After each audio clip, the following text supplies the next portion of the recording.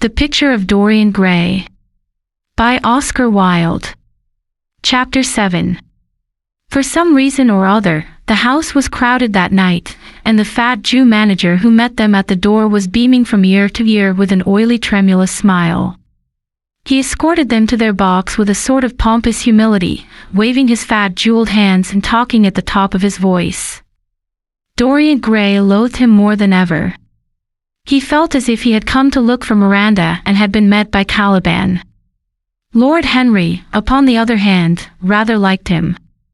At least he declared he did, and insisted on shaking him by the hand and assuring him that he was proud to meet a man who had discovered a real genius and gone bankrupt over a poet.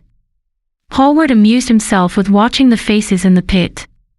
The heat was terribly oppressive, and the huge sunlight flamed like a monstrous dahlia with petals of yellow fire. The youths in the gallery had taken off their coats and waistcoats and hung them over the side. They talked to each other across the theater and shared their oranges with the tawdry girls who sat beside them.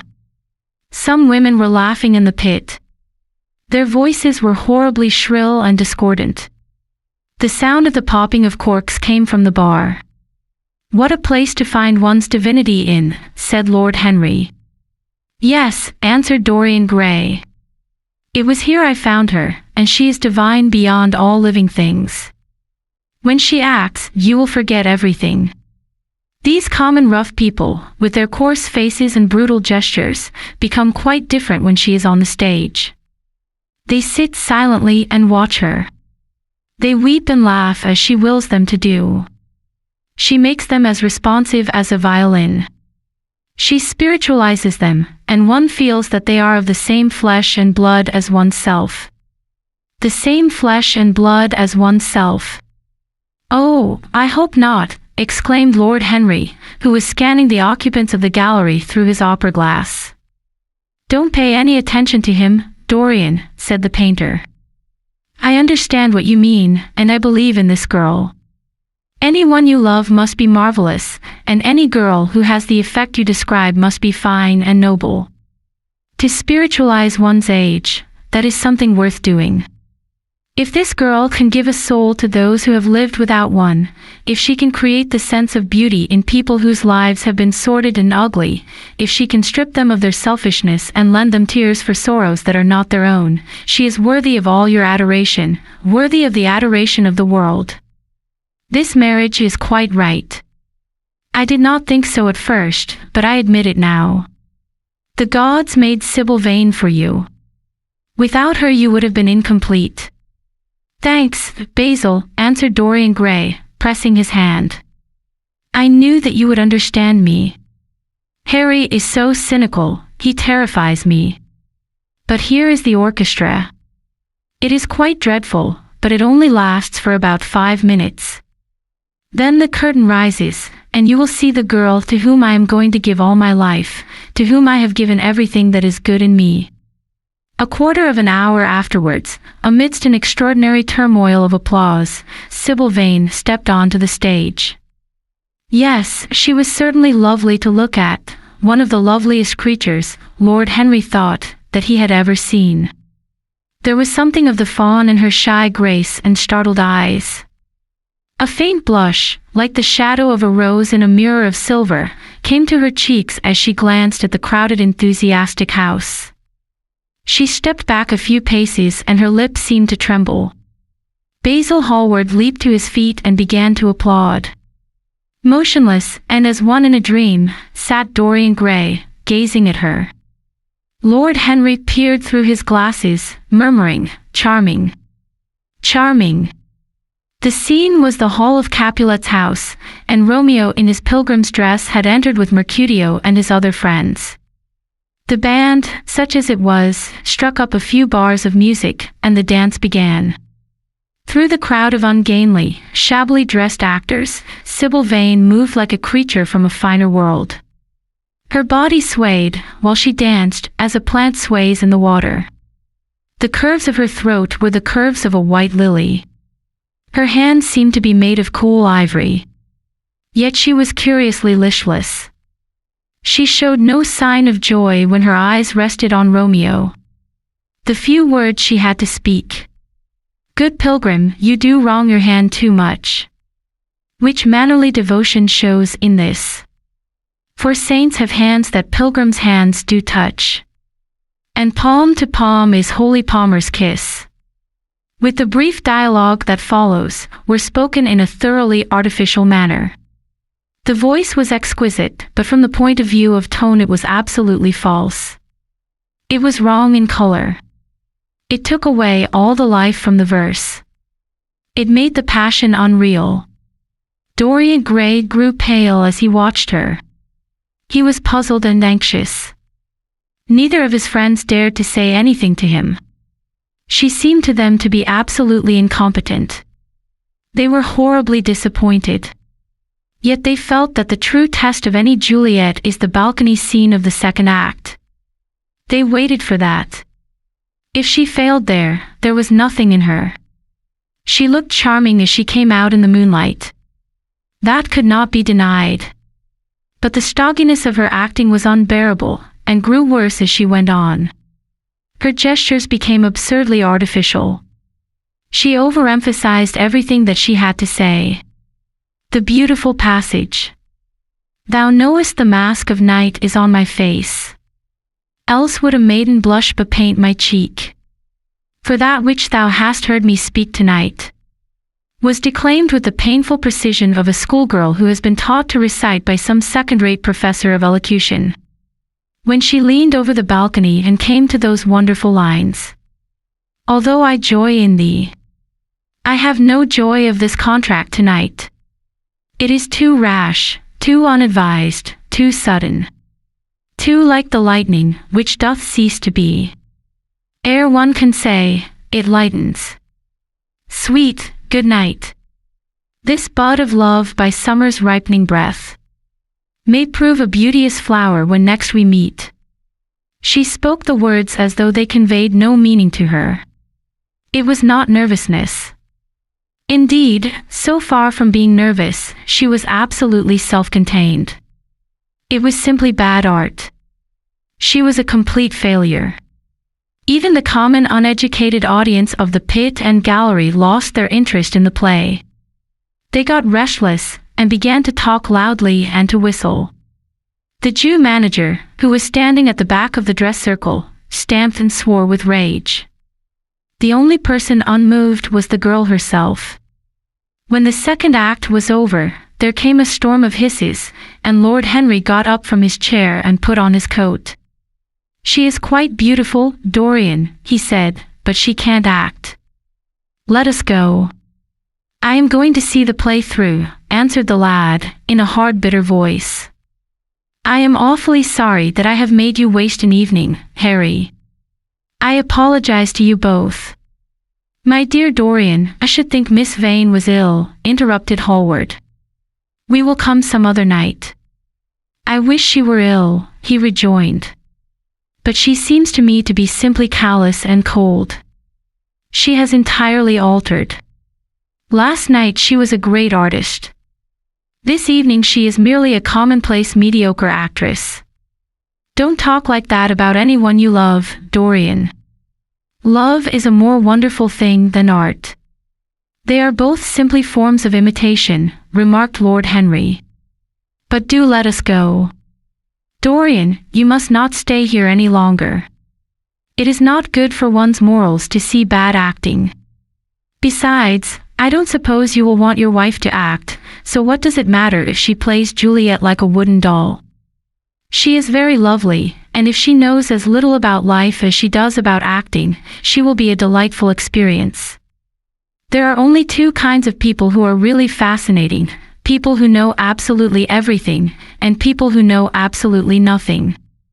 Good heavens, my dear boy, don't look so tragic. The secret of remaining young is never to have an emotion that is unbecoming.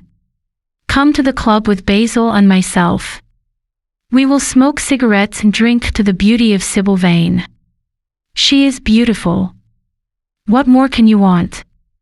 Go away, Harry, cried the lad. I want to be alone. Basil, you must go.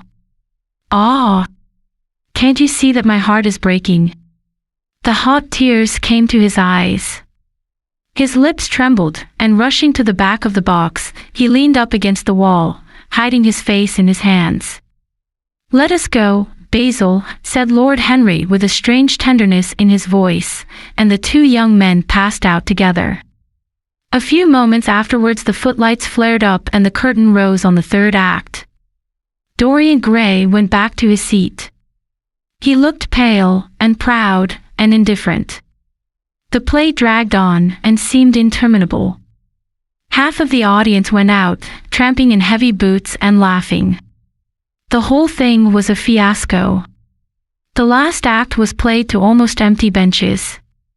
The curtain went down on a titter and some groans.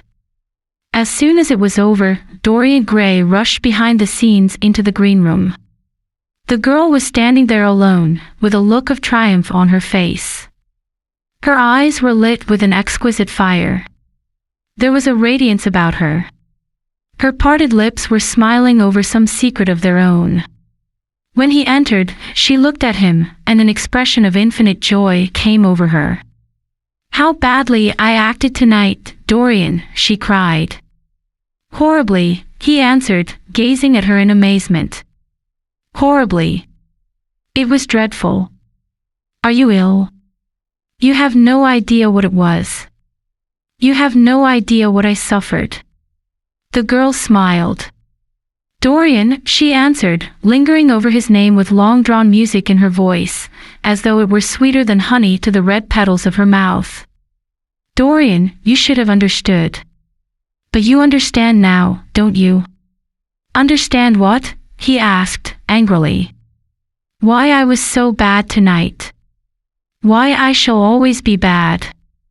Why I shall never act well again." He shrugged his shoulders. "You are ill, I suppose. When you are ill you shouldn't act. You make yourself ridiculous. My friends were bored. I was bored." She seemed not to listen to him. She was transfigured with joy. An ecstasy of happiness dominated her.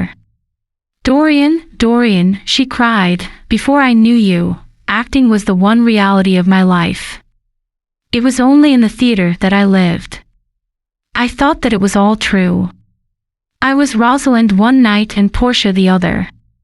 The joy of Beatrice was my joy, and the sorrows of Cordelia were mine also. I believed in everything. The common people who acted with me seemed to me to be godlike. The painted scenes were my world. I knew nothing but shadows, and I thought them real. You came, oh, my beautiful love, and you freed my soul from prison. You taught me what reality really is. Tonight, for the first time in my life, I saw through the hollowness, the sham, the silliness of the empty pageant in which I had always played. Tonight, for the first time, I became conscious that the Romeo was hideous, and old, and painted, that the moonlight in the orchard was false, that the scenery was vulgar, and that the words I had to speak were unreal, were not my words, were not what I wanted to say. You had brought me something higher, something of which all art is but a reflection. You had made me understand what love really is. My love. My love. Prince Charming. Prince of life. I have grown sick of shadows. You are more to me than all art can ever be. What have I to do with the puppets of a play? When I came on tonight, I could not understand how it was that everything had gone from me. I thought that I was going to be wonderful. I found that I could do nothing. Suddenly it dawned on my soul what it all meant. The knowledge was exquisite to me. I heard them hissing, and I smiled. What could they know of love such as ours? Take me away, Dorian, take me away with you, where we can be quite alone. I hate the stage. I might mimic a passion that I do not feel, but I cannot mimic one that burns me like fire. Oh, Dorian, Dorian, you understand now what it signifies. Even if I could do it, it would be profanation for me to play at being in love. You have made me see that. He flung himself down on the sofa and turned away his face. You have killed my love, he muttered. She looked at him in wonder and laughed. He made no answer. She came across to him, and with her little fingers stroked his hair. She knelt down and pressed his hands to her lips. He drew them away, and a shudder ran through him. Then he leaped up and went to the door. "Yes," he cried, "you have killed my love. You used to stir my imagination. Now you don't even stir my curiosity. You simply produce no effect.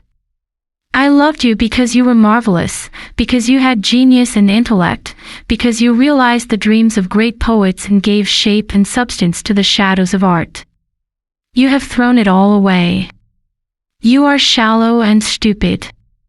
My God! How mad I was to love you! What a fool I have been! You are nothing to me now. I will never see you again. I will never think of you. I will never mention your name. You don't know what you were to me once." "Why, once? Oh, I can't bear to think of it. I wish I had never laid eyes upon you. You have spoiled the romance of my life. How little you can know of love, if you say it mars your art. Without your art, you are nothing. I would have made you famous, splendid, magnificent. The world would have worshipped you, and you would have borne my name. What are you now? A third-rate actress with a pretty face." The girl grew white and trembled. She clenched her hands together, and her voice seemed to catch in her throat. "You are not serious, Dorian," she murmured. "You are acting. Acting. I leave that to you." "You do it so well," he answered bitterly. She rose from her knees and, with a piteous expression of pain in her face, came across the room to him. She put her hand upon his arm and looked into his eyes. He thrust her back. "Don't touch me," he cried. A low moan broke from her, and she flung herself at his feet and lay there like a trampled flower. "Dorian, Dorian, don't leave me," she whispered. "I am so sorry I didn't act well. I was thinking of you all the time. But I will try, indeed, I will try. It came so suddenly across me, my love for you. I think I should never have known it if you had not kissed me, if we had not kissed each other. Kiss me again, my love. Don't go away from me. I couldn't bear it. Oh, don't go away from me. My brother. No, never mind. He didn't mean it. He was in jest. But you, oh, can't you forgive me for tonight? I will work so hard and try to improve. Don't be cruel to me, because I love you better than anything in the world. After all, it is only once that I have not pleased you. But you are quite right, Dorian. I should have shown myself more of an artist. It was foolish of me, and yet I couldn't help it. Oh, don't leave me, don't leave me. A fit of passionate sobbing choked her.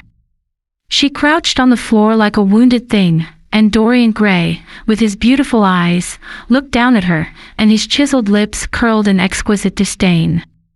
There is always something ridiculous about the emotions of people whom one has ceased to love. Sybil Vane seemed to him to be absurdly melodramatic. Her tears and sobs annoyed him. I am going, he said at last in his calm, clear voice. I don't wish to be unkind, but I can't see you again. You have disappointed me. She wept silently and made no answer, but crept nearer. Her little hands stretched blindly out and appeared to be seeking for him. He turned on his heel and left the room. In a few moments he was out of the theater. Where he went to he hardly knew. He remembered wandering through dimly lit streets, past gaunt, black-shadowed archways and evil-looking houses. Women with hoarse voices and harsh laughter had called after him. Drunkards had reeled by, cursing and chattering to themselves like monstrous apes. He had seen grotesque children huddled upon doorsteps and heard shrieks and oaths from gloomy courts. As the dawn was just breaking, he found himself close to Covent Garden. The darkness lifted, and, flushed with faint fires, the sky hollowed itself into a perfect pearl. Huge carts filled with nodding lilies rumbled slowly down the polished empty street. The air was heavy with the perfume of the flowers, and their beauty seemed to bring him an anodyne for his pain. He followed into the market and watched the men unloading their wagons. A white-smocked carter offered him some cherries. He thanked him, wondered why he refused to accept any money for them, and began to eat them listlessly. They had been plucked at midnight, and the coldness of the moon had entered into them. A long line of boys carrying crates of striped tulips and of yellow and red roses defiled in front of him, threading their way through the huge, jade-green piles of vegetables. Under the portico, with its gray, sun-bleached pillars, loitered a troop of draggled bareheaded girls, waiting for the auction to be over. Others crowded round the swinging doors of the coffee-house in the piazza. The heavy cart horses slipped and stamped upon the rough stones, shaking their bells and trappings. Some of the drivers were lying asleep on a pile of sacks. Iris-necked and pink-footed, the pigeons ran about picking up seeds. After a little while, he hailed a hansom and drove home. For a few moments he loitered upon the doorstep, looking round at the silent square, with its blank, close-shuttered windows and its staring blinds. The sky was pure opal now, and the roofs of the houses glistened like silver against it. From some chimney opposite a thin wreath of smoke was rising. It curled, a violet riband, through the nacre-colored air. In the huge gilt Venetian lantern, spoil of some doge's barge, that hung from the ceiling of the great, oak-paneled hall of entrance, lights were still burning from 3 flickering jets, thin blue petals of flame they seemed, rimmed with white fire. He turned them out and, having thrown his hat and cape on the table, passed through the library towards the door of his bedroom, a large octagonal chamber on the ground floor that, in his newborn feeling for luxury, he had just had decorated for himself and hung with some curious Renaissance tapestries that had been discovered stored in a disused attic at Selby Royal. As he was turning the handle of the door, his eye fell upon the portrait Basil Hallward had painted of him. He started back as if in surprise. Then he went on into his own room, looking somewhat puzzled. After he had taken the buttonhole out of his coat, he seemed to hesitate. Finally, he came back, went over to the picture, and examined it. In the dim arrested light that struggled through the cream-colored silk blinds, the face appeared to him to be a little changed. The expression looked different. One would have said that there was a touch of cruelty in the mouth. It was certainly strange. He turned round and, walking to the window, drew up the blind. The bright dawn flooded the room and swept the fantastic shadows into dusky corners, where they lay shuddering. But the strange expression that he had noticed in the face of the portrait seemed to linger there, to be more intensified even. The quivering ardent sunlight showed him the lines of cruelty round the mouth as clearly as if he had been looking into a mirror after he had done some dreadful thing. He winced and, taking up from the table an oval glass framed in ivory cupids, one of Lord Henry's many presents to him, glanced hurriedly into its polished depths. No line like that warped his red lips. What did it mean? He rubbed his eyes, and came close to the picture, and examined it again. There were no signs of any change when he looked into the actual painting, and yet there was no doubt that the whole expression had altered. It was not a mere fancy of his own. The thing was horribly apparent. He threw himself into a chair and began to think. Suddenly there flashed across his mind what he had said in Basil Hallward's studio the day the picture had been finished. Yes, he remembered it perfectly. He had uttered a mad wish that he himself might remain young, and the portrait grow old, that his own beauty might be untarnished, and the face on the canvas bear the burden of his passions and his sins, that the painted image might be seared with the lines of suffering and thought, and that he might keep all the delicate bloom and loveliness of his then just conscious boyhood. Surely his wish had not been fulfilled. Such things were impossible. It seemed monstrous even to think of them. And yet there was the picture before him, with the touch of cruelty in the mouth. Cruelty. Had he been cruel? It was the girl's fault, not his. He had dreamed of her as a great artist, had given his love to her because he had thought her great. Then she had disappointed him. She had been shallow and unworthy. And yet, a feeling of infinite regret came over him, as he thought of her lying at his feet sobbing like a little child. He remembered with what callousness he had watched her. Why had he been made like that? Why had such a soul been given to him? But he had suffered also. During the 3 terrible hours that the play had lasted, he had lived centuries of pain, aeon upon aeon of torture. His life was well worth hers. She had marred him for a moment, if he had wounded her for an age. Besides, women were better suited to bear sorrow than men. They lived on their emotions. They only thought of their emotions. When they took lovers, it was merely to have someone with whom they could have scenes. Lord Henry had told him that, and Lord Henry knew what women were. Why should he trouble about Sybil Vane? She was nothing to him now. But the picture. What was he to say of that? It held the secret of his life, and told his story. It had taught him to love his own beauty. Would it teach him to loathe his own soul? Would he ever look at it again? No, it was merely an illusion wrought on the troubled senses. The horrible night that he had passed had left phantoms behind it. Suddenly there had fallen upon his brain that tiny scarlet speck that makes men mad. The picture had not changed. It was folly to think so. Yet it was watching him, with its beautiful marred face and its cruel smile. Its bright hair gleamed in the early sunlight. Its blue eyes met his own. A sense of infinite pity, not for himself, but for the painted image of himself, came over him. It had altered already, and would alter more. Its gold would wither into gray. Its red and white roses would die. For every sin that he committed, a stain would fleck and wreck its fairness. But he would not sin. The picture, changed or unchanged, would be to him the visible emblem of conscience. He would resist temptation. He would not see Lord Henry any more, would not, at any rate, listen to those subtle poisonous theories that in Basil Hallward's garden had first stirred within him the passion for impossible things. He would go back to Sybil Vane, make her amends, marry her, try to love her again. Yes, it was his duty to do so. She must have suffered more than he had. Poor child. He had been selfish and cruel to her. The fascination that she had exercised over him would return. They would be happy together. His life with her would be beautiful and pure.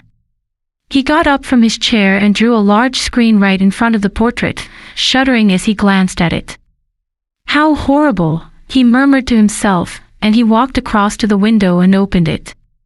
When he stepped out onto the grass, he drew a deep breath. The fresh morning air seemed to drive away all his somber passions. He thought only of Sybil. A faint echo of his love came back to him. He repeated her name over and over again.